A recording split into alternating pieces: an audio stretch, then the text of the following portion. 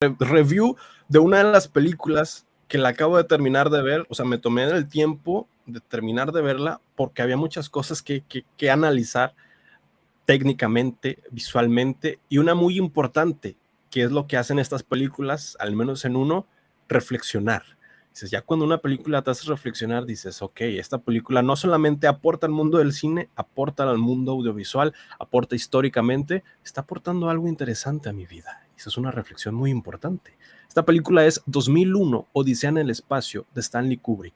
Es una película que está ahorita en Amazon Prime, la pueden ir a ver, está en Amazon Prime si es que tienen, ya hicimos muchas menciones en este episodio, pero vale la pena la mención y la retro review, porque son de esas películas que uno va guardando. Al menos en mi caso yo dije, esta película al menos la escucho, la veo muy compleja para ver en este punto, o como estudiante de cine dije, esto muy probablemente me sirva para analizarlo más adelante en transcurso, cuando me haga director de cine, que eso nunca pasó, o sea, nunca, bueno, sí, fui director de cortometrajes independientes, pero no de cine. Sí, Eric, no te vas a morir mañana, no te apures. Pero precisamente por eso, porque dije, tengo que verla en 3 etapas. La tengo que ver joven, la tengo que ver grande, adulto, y la tengo que ver viejo. Y esta película es trascendental. El hecho de encontrar un monolito y que el monolito es una especie de una piedra, un rectángulo gigante, negro, con una aleación de metal, que no dice nada, no se ve nada. No entiendes por qué un monolito ha aparecido hace 4 millones de años, 4.000 millones de años o 4 millones de años, cuando la época de los primates, de las primeras evolución del simio a hombre, apareció dentro de un conjunto de simios. Entonces, ¿qué hace un monolito? Una roca vertical, de la nada aparece de un día para otro. ¿Qué aporte es? Después vemos un segundo monolito en el año de 1999 que se encuentra en la Luna. Han descubierto que tiene al menos estos 4 millones de años, o más de 4 millones de años, enterrado en la Luna. El hombre ya ha evolucionado a ser el hombre que conocemos, al menos en el año de 1999. Y se descubre otro monolito, o para ellos el primer monolito, que cuando lo descubren, irradia o emana una señal tan fuerte y poderosa que electromagnéticamente conecta en la película es Júpiter, en la obra de la novela es los anillos de Saturno, es Saturno, pero en la película es Júpiter. Entonces, pues, ¿qué hace el hombre? Se pone un viaje de la Tierra hasta Júpiter para ir a investigar esa señal, una misión de reconocimiento con una nave enorme en el cual está integrado una de las inteligencias artificiales más imponentes hasta la época, que ya es el año 2000, 2001, que es HAL 9000. HAL 9000 es una inteligencia artificial que se encarga de controlar la nave, que tiene 2 tripulantes a bordo, que son los encargados de llevar 3 naves criogénicas con 3 personas muy importantes que tienen que descongelar o reanimar cuando lleguen a Júpiter para esa tarea de reconocimiento. Entonces, la sinopsis parece sencilla. Un monolito que se encuentra en varias partes del mundo, en pocas partes del mundo, en varios periodos de tiempo, que van de una misión de la Tierra a la Luna a Júpiter. En toda esta categoría, en este traslado de la misión, hay al menos unas 3 historias secundarias que se van uniendo a una historia general. Lo importante es que esta película, cuando la vi, me voló la mente a nivel técnico, de decir, estas ideas fueron hechas antes del año de 1968. El hombre, si es que el hombre llegó a la Luna, llegó en el año de 1969, es decir, un año de diferencia.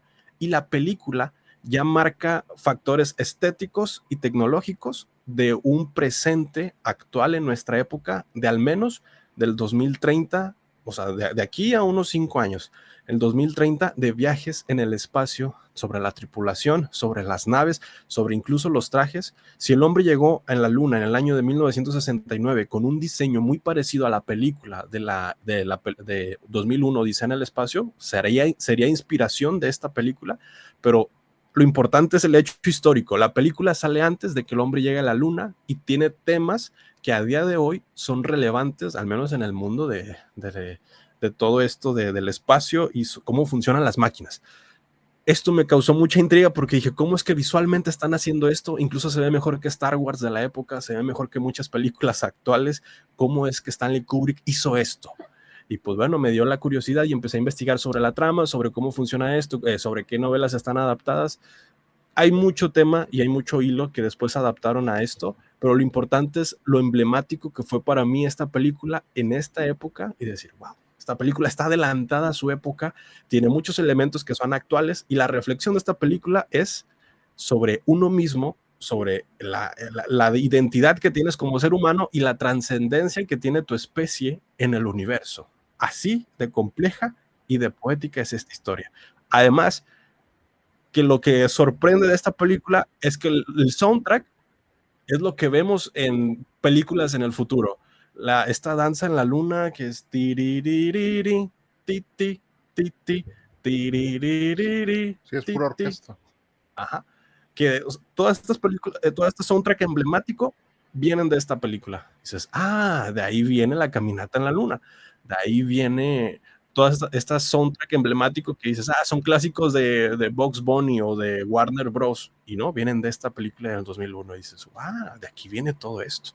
Pues bueno, es una película que me gustó bastante. El final no lo entiendes y lo tienes que pensar una y otra vez. Y cuando ves entrevistas hacia el director Stanley Kubrick, dice, hice la película con la intención de que no le entendieras a la primera. O sea, si le entendiste a la primera, hice un mal trabajo como director. Entonces, pues lo hizo muy bien porque no le entiendes a la primera, pero ya una vez investigando, vas entendiendo sobre lo que trató de representar en esta película, a los niveles técnicos, dificultades técnicas que tenían para la época, cómo lo solucionaron, y pues que se adapta muy fiel a la obra de este autor de la novela gráfica que no recuerdo el nombre, pero luego lo investigo y se los paso. Pero pues a mí personalmente me creó una reflexión de existencialismo. Dije, con razón estoy leyendo El hombre en busca de sentido de Víctor Frank, porque trato de encontrarle un sentido a esta mortalidad, a esta vida tan efímera. Pues bueno, el sentido de trascendencia y pertenencia en el universo lo puedes encontrar en 2001, Odisea en el espacio de Stanley Kubrick. Te la recomiendo, sí o sí, la tienes que ver. Si no eres fan del cine, probablemente se te haga lenta, pero si eres fan del cine, vas a disfrutar esas tomas largas de varios minutos en el espacio con música épica de esa época que dices, wow, o sea, es muy introspectiva la película, te sientes bien al ver la película. Entonces, recomendada 2001, Odisea en el espacio de Stanley Kubrick, está en Amazon Prime, y pues no sé qué piensan ustedes de esta película, que cómo se podría complementar. Sí, pues es una película que creo que se tardó 15 años en hacerla. Wow. O sea, ¿por qué? Porque él quería que todo fuera físicamente como debe de ser. De hecho, hay una escena en la que se suelta un astronauta, ¿no? Y está la deriva en el espacio y, y tú escuchas lo que escucharía un astronauta, que es nada, que es este silencio de nada. Y por eso dicen que es muy científicamente muy exacta. Es como lo que hizo Christopher Nolan con Interstellar y los agujeros negros. Exacto. Kubrick lo hizo en el 68 con Odisea del Espacio. O sea, realmente sí marcó un antes y un después. Entre esas películas que está aquí está la versión remasterizada, que todavía tiene ese como un velito verde, que es donde lo fueron quitando, porque la restauraron y la hicieron digital, güey. Entonces me imagino que la que está en Amazon Prime es la versión digital. Sí, muy probablemente sí. Pero aparte también está el tema de la inteligencia artificial, de esta que es Good Morning Dave, y todas estas pinches escenas donde también el hombre está batallando contra la tecnología, güey. Y por eso los monolitos aparecen en ciertas etapas de la humanidad, que es cuando los homínidos empiezan a utilizar herramientas, que son los changos, cuando estamos apenas en el .com, que es el 99, que son parteaguas en la historia de la humanidad. Pero honestamente, el final pues no tiene un sentido en sí que tú digas, ay, güey, no mames, sí, pues es prácticamente el nacimiento de la humanidad. Pero realmente es el nacimiento del conocimiento, lo que nos va llevando más lejos y más lejos y más lejos.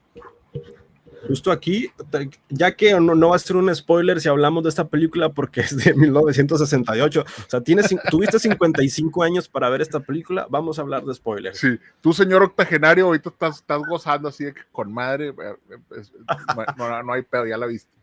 Sí, sí. Vamos a explicar de qué trata 2001 Odisea en el espacio en menos de 5 minutos. Corre tiempo.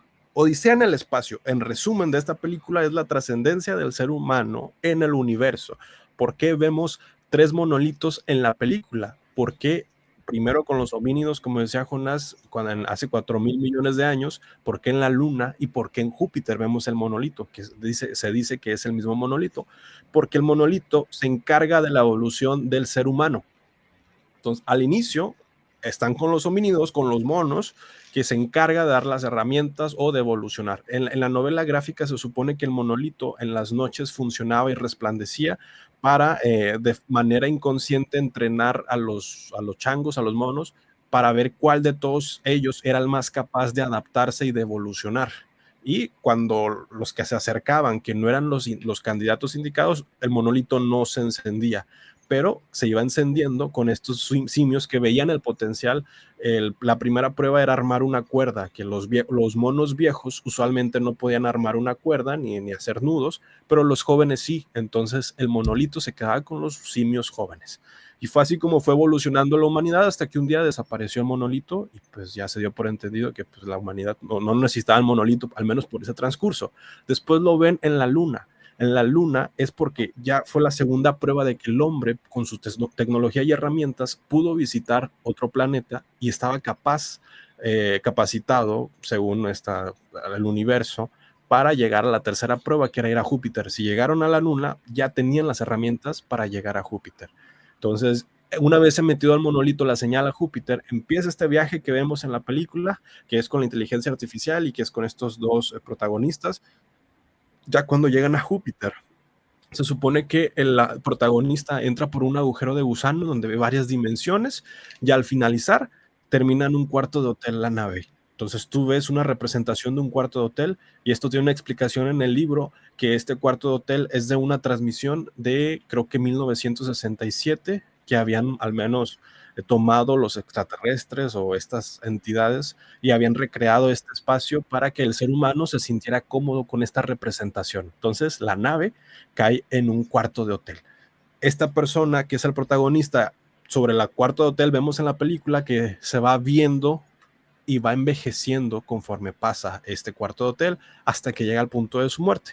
En el punto de su muerte levanta la mano como si reconociera el monolito y de la nada empieza a brillar y se transforma en un bebé. Entonces, este es el final de la película al transformarse en un bebé y después el bebé está viendo la tierra y dices, ok, este es el final, ¿qué significa? Ya basándonos en la novela gráfica y lo que el autor trató de mostrarnos, es la trascendencia del ser humano de ser bestia a ser humano a ser super o superhumano, el super yo. Entonces, es esta transformación cuando se vuelve otra vez luminoso y se vuelve bebé, es porque estuvo listo el humano como especie de trascender a un nuevo nivel en la evolución. Ya no es un humano, es un superhumano en cuestiones, hay una corriente filosófica que habla de esto que a lo mejor Fermi sabe, pero pues creo que está basada en una corriente filosófica del existencialismo, pero pues llega al super yo o superhumano. Entonces, este bebé que vemos es el bebé, de Nietzsche, sí, llega a un estado de conciencia superior al ser humano y por ende tiene otra evolución dentro de su trayecto como especie. Entonces, esta es la trascendencia del ser humano en la película, de bestia a humano a superhumano. Y esto es el final de 2001 Odisea en el espacio, que trascendió esta especie a un nuevo estado de conciencia para su especie.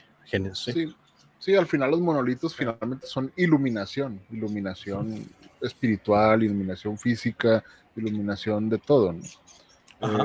Obviamente, como se escribió hace un chingo de años, pues no sabían, o sea, ya si tú la ves en la actualidad, dices, chinga, pues como que no está muy actual, pero los trajes de Space Odyssey, güey, son los que van a utilizar ahora para ir a la luna, güey, o sea, son muy parecidos. Sí. Que bueno, pues la neta no se necesita mucho cambio.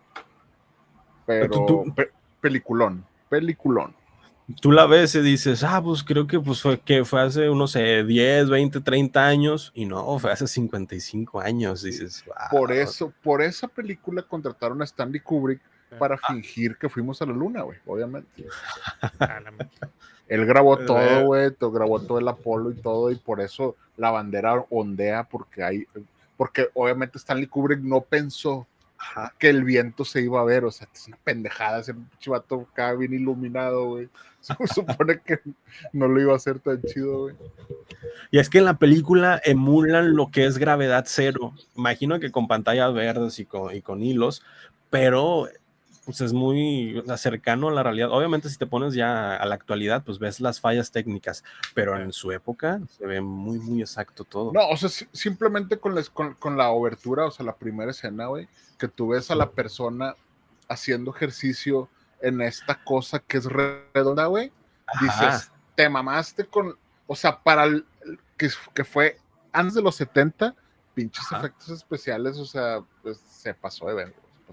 Sí, es un efecto práctico de ángulo de cámara que dices, ¿esto es real o cómo lo hicieron? Pues es literalmente, yo creo que armaron un set y nada más le dieron vuelta y todo está armado de una forma práctica para que el ojo humano entienda que está sobrepasando las leyes de la física al estar en horizontal corriendo por la nave. Y dices, wow. Sí. Esto es ciencia, Martí. Pero bueno, esta película queda al menos para mi top 5 de películas favoritas de todos los tiempos por todo el contenido que aporta y que me sorprendió que fue en 1968, que dices, wow, a lo mejor de aquí viene toda esta inspiración y yo no lo sabía hasta ahora. Sí.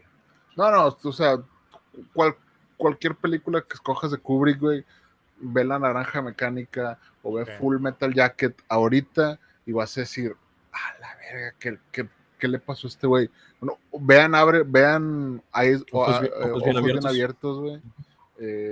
Obviamente no la vean con sus papás porque pues no, hay una horchata ahí como de 10 minutos que es inexplicable, pero ahí está. Por cierto, esta película ganó de efectos visuales. Sí. Pues sí. Y obviamente también hay otra película que es que es la conspiración de Kubrick, ¿no? Y todo lo que significan las tomas y por qué HAL 9000 se llama HAL 9000 y un montón de cosas. Pero pues eso ya lo veremos en algún otro episodio en que hablemos de conspiraciones y del por qué mataron a Kubrick. Ya bueno, la muerte de Kubrick fue en 1999, no llegó al 2000 ni al 2001. Sí, y obviamente pues lo mataron por revelar todo en Ojos Bien Cerrados. ¿Es en serio, güey? ¿Sí? No. Bueno, esa no, es la teoría. La teoría es que obviamente reveló muchos de los rituales en Ojos Bien Cerrados de los, pues, no sé, masones, Illuminati o este super gobierno que está por encima de nosotros y que solo mueven los hilos.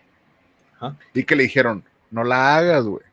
No hagas esta película, güey, porque está revelando las cosas de nosotros. Y él dijo, chinga, oblígame, perro, y ándale, se lo chingó. De hecho, no llegó al estreno, güey. No alcanzó a llegar al estreno. Se murió antes de un infarto. Entonces no alcanzó a ver el estreno de Ojos Bien Cerrados y resulta ser la película más controversial de él, donde muestra esta sociedad secreta que Tom Cruise, que raramente vemos a Tom Cruise descubriendo esta sociedad, porque Tom Cruise eres tú y él te está mostrando la realidad en la que él vivía, se supone, supuestamente. Nicole Kidman, cuando todavía cuando pues después de ahí fueron esposos, y luego ya después Nicole Kidman obviamente se divorció de él porque pues guacalita, güey, con la cienciología. Pero no sé si ya era cienciólogo o no. Pero ahora que sacaron el tema de que Shakira, que Tom Cruise, y yo de que, pobrecita Shakira se dejó a Piqué y se va a ir a meter a Guatepeor, güey, no mames, con pinche Tom Cruise. Pobrecita Katie Holmes, güey, cómo quedó también, o sea. Chale.